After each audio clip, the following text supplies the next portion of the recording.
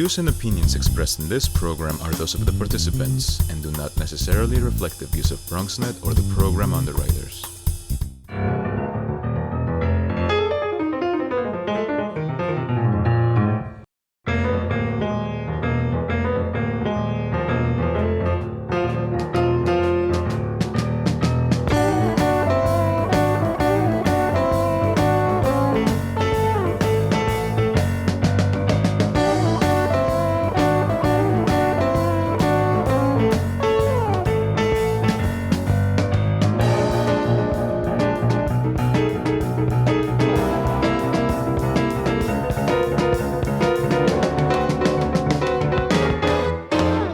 Good evening and welcome to BronxTalk. Tonight we begin a mini-series of all the candidates who have won the primary and will be on your ballot in November. We're going to do the 11th, 12th, 13th, and 14th council districts this evening, and next week the 15th, 16th, 17th, and 18th council districts. Then we'll check in with the borough president candidates and some of the Republican candidates as well. But this evening, let's get started. We have the winner in the Democratic primary for the 13th council district. Let's lay out the territory. Allerton, City Island Country Club. This is a big one. Edgewater Park, Ferry Point, Locust Point, Morris Park, Pelham Bay, Pelham Gardens, Pelham Parkway, Schuylerville, Silver Beach, Spencer Estates, Throgs Neck, Van Ness, Waterbury, LaSalle, Westchester Square, and Zariga. Congratulations to Democratic candidate Marjorie Velzquez. Nice to have you with us. Thank you. Nice to be here. And let's go to the 14th council district, which includes much fewer communities, no less important though. Morris Heights, University Heights, Fordham, and Kingsbridge. Nice to see Pierina Ana Sanchez. Nice to have you with us, candidate Sanchez. Thank you so much. We're compact. We're dense. Well, yes, we've got two here, and then in the second half of our show, we'll do the 11th and 12th with the incumbent council members, actually, Eric Dinowitz and Kevin Riley. Nonetheless, let's just get started and greet you at the next level. We've had you on before you were elected, during the primary, and now. So let's see, Marjorie Velzquez, what do you attribute your victory to? Now, you won more than 50% in the first round, so you didn't have to go through ranked choice voting. But why do you think 56% of the voters clicked your name or wrote in your name there? Our message, our team was strong. It always has been and always will be about community first. It's always about everyone having a seat at the table, right? We are here to listen to you, and we're here to work together as best as possible. And that message just went around the district, and that's what people wanted to know, that they have someone who's there to listen, right? I'm there, I'm present. And that was our message in 2017 when we carried it. And we certainly showed our community what that looked like throughout the time between 2017 and 2021. When we were out there doing the mutual aid work, it was listening, delivering. Also, when we did the census work, it was making sure that we communicated how important it is for our communities to be counted. And you know what? We're proud of the work we've done so far, and we can just imagine now what we're going to do and build up from here together. And folks understood that, and we came in strong. I have to tell you, I did not want to be in Pierina's shoes. That RCV, that tension, that anxiety, let me tell you, it was a great first night victory, and it was amazing, and it felt really, really good to be amongst so many volunteers, especially at, election days are tough, right? You're out there at 5 a.m. to 9 p.m.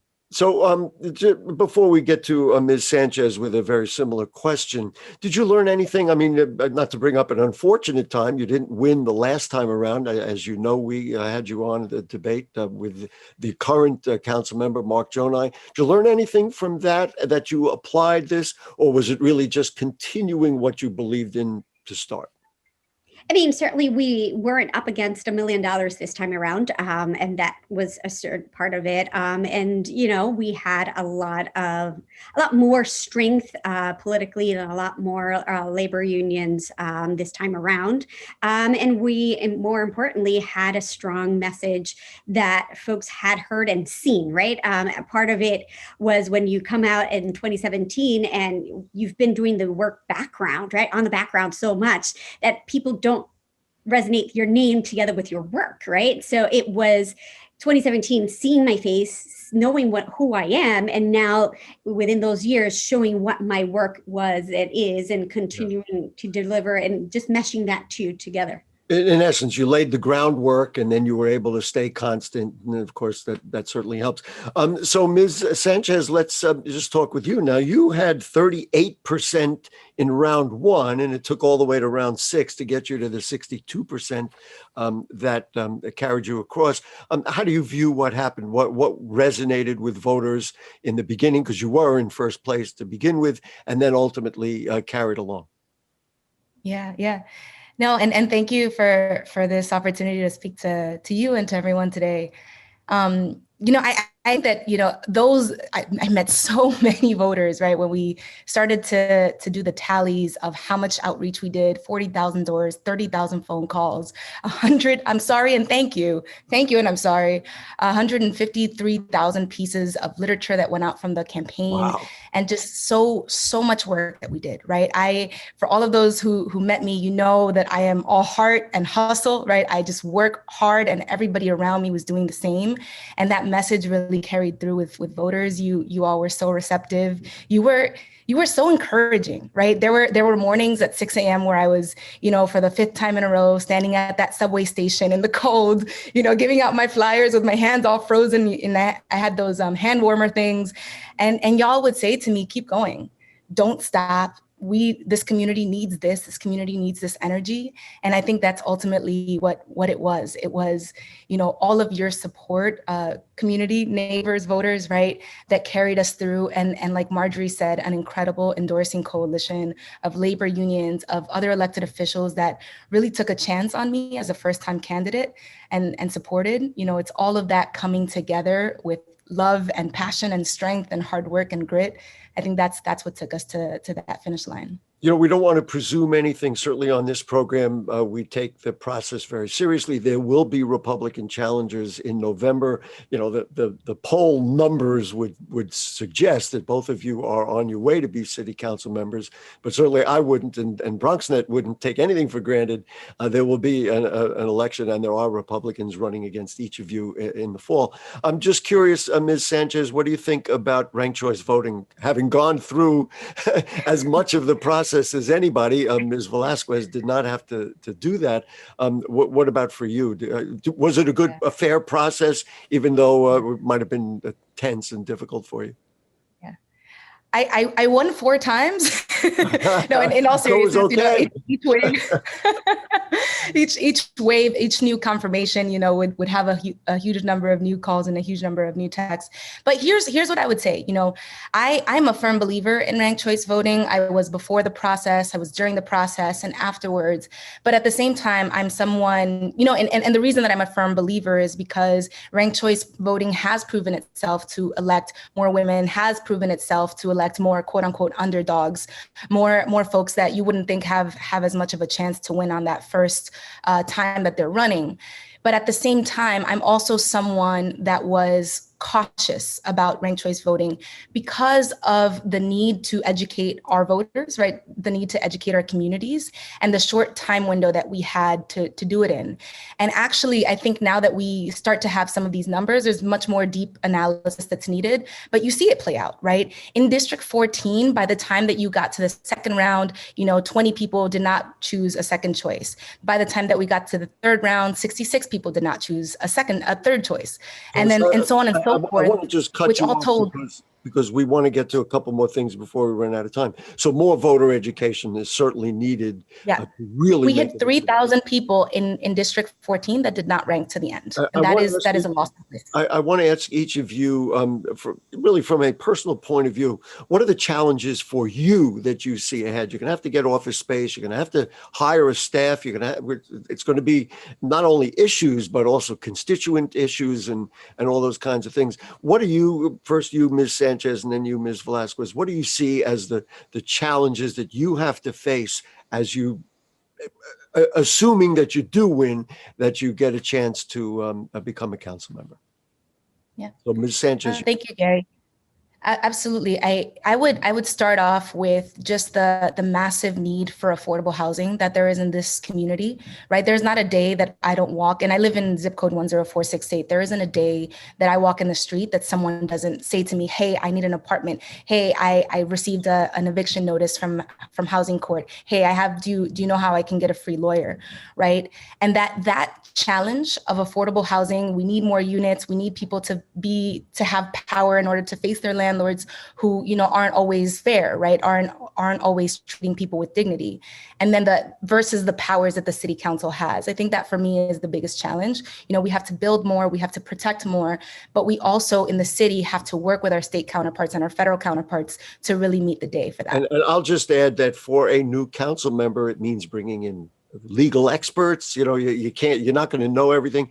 Ms. Velzquez, I know housing is out there, but for you, even on a personal note, what do you realize you've got to just get to presuming you are elected to the council? A couple of things. It's making sure that folks realize the impact that COVID has had in our communities. It's making sure that when we're looking at recovery efforts, that we're including mental health, we're including health, and not just care right now, primary care, but we need to be more proactive with our care for all. And when we're looking at opportunities, making sure that we're providing meaningful job opportunities to all.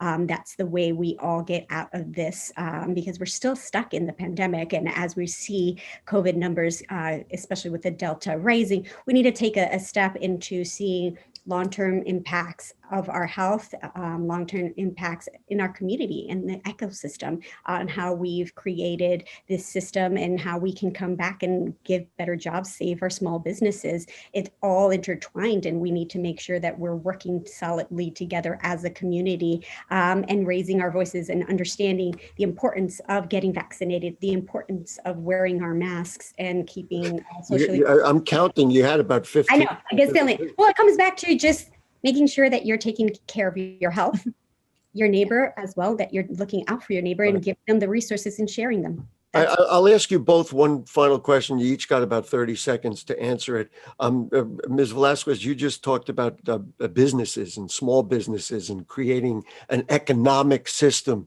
How do you do that? What's the first thing that you say, this is how I'm going to do it? And then Ms. Sanchez, who's got a whole thing with street vendors in Kingsbridge and Fordham, which is a whole other thing. So just 30 seconds each. How do you think you're going to handle that? Or what would you do to address that? I'm already doing it. I'm walking through and doing small business walks, making sure that we are speaking one-on-one with small businesses. These are the grants, these are the opportunities in the state, in the city, and the federal government to help you. And also what other needs and resources that you have, and communicate a one-on-one. That's how we're going to get through this, right? It is me being present, it's being there and literally walking to every single one, just like I did with doors and letting people know that there was an election. Well, you know what? There is this resource for you. Let's work together. Let's get out of it. The education piece, these are the resources, this what's available. Gee, I didn't know that I could do something like that and provide. And then, of course, bringing staff who can really advise on that. Ms. Sanchez, you get the final word. What is your thought about building the economy, especially when you have so many local economies? Just walk by the Kingsbridge Armory any Saturday and you see what's going on. What do you think about that? 30 seconds. Yeah. We are entrepreneurial, right? You see that on the streets, you see it spilling out via the street vendors. And I choose to understand it that way, because if we strengthen that, we help more of those vendors get brick and mortar locations, which, trust me, from speaking with them, they do want that, right? They don't want to be in sub-zero weather, but it's about commercial vacancy tax. It's about, commercial lease rights, right? We don't have rent control for small businesses. And that has a huge impact on the stability of the business and all of that. I've heard that from all of you business owners. I'm here to work on those legislative pieces, but with the street vending piece, we absolutely have to figure out a rational system that makes sense, so that everyone can get their cut of the local economy. We got to run. Obviously, there's a lot to do. What I'm understanding, and we'll find out as we interview all the other candidates, there seems to be an understanding between all of you about some of these fundamental things. That will be an interesting Bronx and hopefully powerful Bronx delegation. Pierina Ana Sanchez from the 14th Council District, good luck in the general election in November. Congratulations on the primary win. And we look forward to the continued dialogue. Marjorie Velzquez in the 13th Council District, same for you. We look forward to continued dialogue here on BronxNet, and good luck in November. Thank you. Folks, we're going to take a short break, and when we come back, we'll do the 11th and 12th. Eric Dinowitz and Kevin Riley, the incumbents, will join us right after this.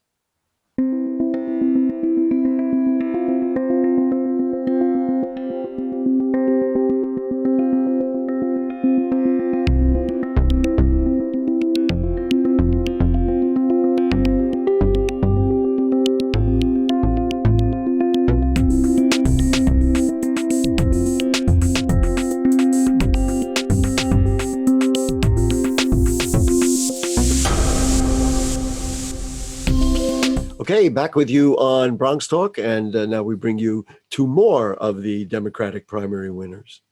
These two happen to be incumbents already, city council members. Good evening to Eric Dinowitz. Nice to have you with us, sir.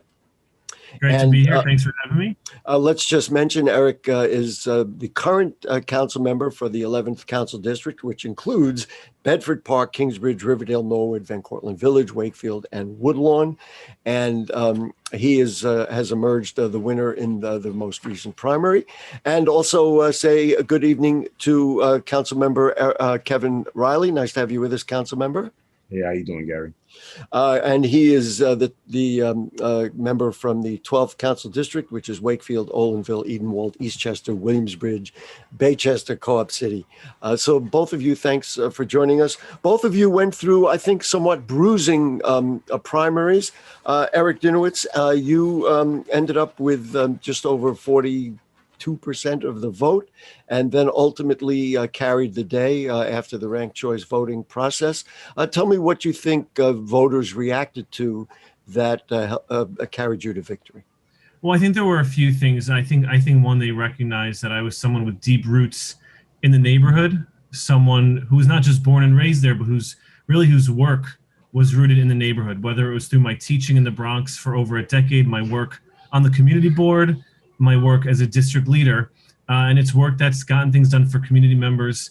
I think that spoke to them, but I also think my positive message. I really spoke during the entire campaign about the needs in the community, the needs for our children, our working families, older adults, people with disabilities, making sure our neighborhood has a voice. And I did it with a positive, forward-looking message. Mm-hmm. What did you think of the ranked choice voting process? Do you feel like it worked? It achieved anything? You emerged victorious, so I guess it was somewhat pleasant in the long run. But are you in favor of this? Is this a good way for the city to go about its electoral process? So I've been outspoken on the need to implement it correctly. For months, I've written multiple op-eds on this about the need for the city, the CFB, the Board of Elections, to do education for the entirety of the city. What they relied on was local groups that were already established to educate voters. And what that means is typically more affluent, younger people who are on Zoom already had access to these Zooms, and people who didn't speak English or older adults who didn't have access, whether you didn't have access to language or to technology, were left out of the education. And that deeply concerned me for a long time. As you know, during the special election, the State Board of Elections hadn't approved the software to count the votes. So in our specials that happened before the primary, any special happened before the primary, but in 2021, all of the votes were counted by hand. And in my special election, we had one of the highest turnout special elections in over a decade, anywhere in the city. So it was a long, arduous process to count by hand. But I've been just to summarize, because we don't want to take a ton of time on this. No, that's okay. Just to summarize, for you, the education piece is important, and the education piece has to be more general and not exclusive to people who have access to certain types of information. Right. As a communications person, I understand that greatly. Councilmember Riley, for you, and both of you had very competitive races. I mean, we fielded them here on BronxNet Television. For you, what do you think carried the day for you? Well, I think it was my last decade, with working with Speaker Hasty. The fact that I'm a native son from District 12, I was born and raised. So I had a lot of, even some of my teachers in my younger days supported me in my race, and a lot of people who watched me grow up in the community and blossom into the man that I am today. Alongside with that, it was the ton of support that I got from many of the major unions in my community, such as 1199, DC 37, UFT, and I could go on and go forth. But I think it was a collective initiative between the support I got from being a native son, the union support I got, the elected support I got, and just having family. And it doesn't hurt to have two beautiful young girls that help you on your campaign train. Fair enough, and I will give you the one up because Councilman Dinowitz didn't mention his kids, of whom he's quite proud as well. Nonetheless, Councilman Riley, same question for you about ranked choice voting. You came close, but you couldn't avoid it, and then ultimately you came out victorious. Did you like the process? I like the process because it gave an opportunity not to exhaust your vote. If you choose, usually when you chose one person and that person doesn't win, your vote kind of just goes away, and it gave everyone an opportunity to rank their candidates. But I will emphasize what my colleague, Councilmember Dinowitz, said. The voter education was very poor for ranked choice voting, especially during the pandemic. And moving forward, we have to, figure it out, because we have another election in 2 years, in 2023, where we want to make sure that everyone's educated about ranked choice voting. And make sure that we're getting these resources to the community-based organizations that people feel more comfortable with, that could kind of educate them about ranked choice voting. Now, the November, we should mention, we're not going to presume anything. Both of you are likely to be challenged by Republican candidates. We're going to work to have some of them on our programs as well. So we're talking about the potential for re-election for both of you. And now, is the November election going to be a ranked choice voting as well? No, it's not. Very interesting. All right. One thing I'd add about ranked choice voting is, it shows both for Councilmember Riley and myself is we both got about 60% of the vote after everything was ranked, which I think for both of us shows a broad and deep commitment from community members and faith in us to make sure that their voices are heard. And we've brought in diverse support within our communities. And I think that's one of the benefits of ranked choice voting. Councilman Riley, and then we'll ask you, Mr. Dinowitz, the same thing. So you've served. I mean, you've already been in the council. I know today there was a stated meeting. You both were obviously involved in that. Any surprises? Has anything been particularly difficult? Have you come up with something and said, I didn't realize it was going to be like this? Well, I don't say anything's surprising, because I'm a workaholic. Working with Speaker Hasty, you have to be a workaholic. So coming into this position right now, it was a lot of work.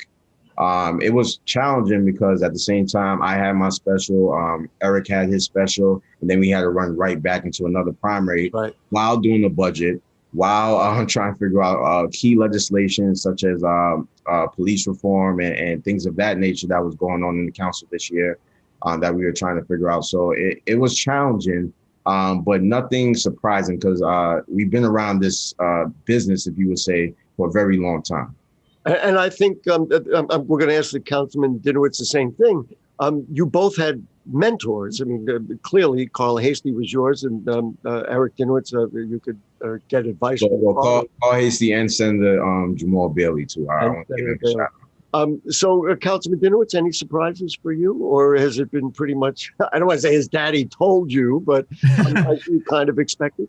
Well, I was, as usual, Councilmember Riley, articulates everything very well. I'll just add one of the, I wouldn't say I'm surprised, but just one of the pleasant reminders is there's a diversity of views of the members of the city council. But even with that diversity, they're all people. You know what I mean? Like, they're people who are good people who want to do right by their constituents. And it's a reminder that you can have political disagreements, you can have disagreements on policy, and still get along with people, and still work with people, still work towards making the lives of New Yorkers and Bronxites better.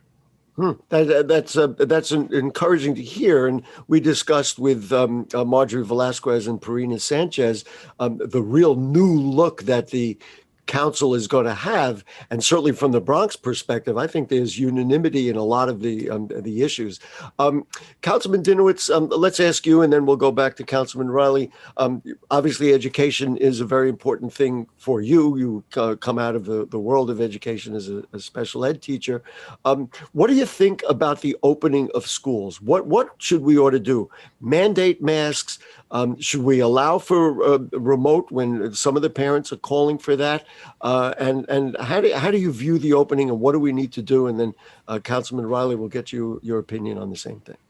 So last year, when I was in there, I was teaching when the pandemic hit. So I was right there talking to the kids, the parents, the administrators, and one of the things that we all struggled with were sort of these last minute decisions by the city about whether to open, what the rules would be, whether to close, and schools were scrambling. And so many of our schools did an incredible job. And these were very typically last minute decisions. And sounds like you want clarity and communications, what we talked about just before. And one of the things I think that was done right is that the announcement was made to open schools, I think last month. We're going to open full time in September, because now we have a few months to argue about what that looks like, to argue about to discuss. That made me smile. You saw that, right? Well, this is what I was going back to, is you can argue with people about policy, but know that you want to do what's right for the constituents, and know that the person sitting across you wants to do that. I personally believe that the hybrid model did not work. It left families confused, teachers and students scrambling. I think there should be a remote option, although if it were done centrally, so that no individual school was put out of the way, going back and forth, I think to have that option is something we should certainly explore. Got it. Real quick, yes or no? Require a mandated vaccination for all staff and faculty? I think this is based on the CDC, the mayor said either get vaccinated or get tested. I think testing should honestly be more often than once a week. Got it. But I'm a big proponent of vaccinations, of course. Same question for Councilman Riley. You got about 60 seconds to get it done. What do you think? How should we open? Well, I'll be really quick because Councilmember Dinowitz, he actually worked in the school, so he actually know what happened. But I'll speak from a parent perspective. I do think there should be two options. A parent should be able to bring their child in school and also be remote. Having a daughter who's asthmatic, as soon as she went back to in school learning, she got sick. But the whole year that she wasn't in school, she wasn't sick. And it wasn't like she was terribly sick, but it was just we're not prepared to have our children in the classrooms and not be on top of each other. We're not prepared. And I just feel like as government, we need to come together and set a strategic plan. I know that we said that we will be opening full time in September, but a lot of parents aren't comfortable with that. And I think you should give them an option. I think you should either be in person or remote. And do I think mandate vaccination? I wouldn't go with mandate, but I will encourage everyone to get vaccinated. It's safe. It's a very Councilman, we got to run. Sorry, go ahead. Eric Dinowitz, congratulations on your primary win. We'll see what happens in November, and good luck the rest of the way. Councilmember Riley, same thing for you. Thank you, Gary. And we certainly look forward to ongoing dialogue here on BronxNet Television. This week, getting all the guests together, Rebecca and Stephen did an unbelievable job, and thanks to all four of the candidates who participated. And next week, we're going to do the 15th, 16th, 17th, and 18th council districts. And Nice. hopefully we'll get all of them. After that, it'll be the borough presidential candidate. And on we go. Good night.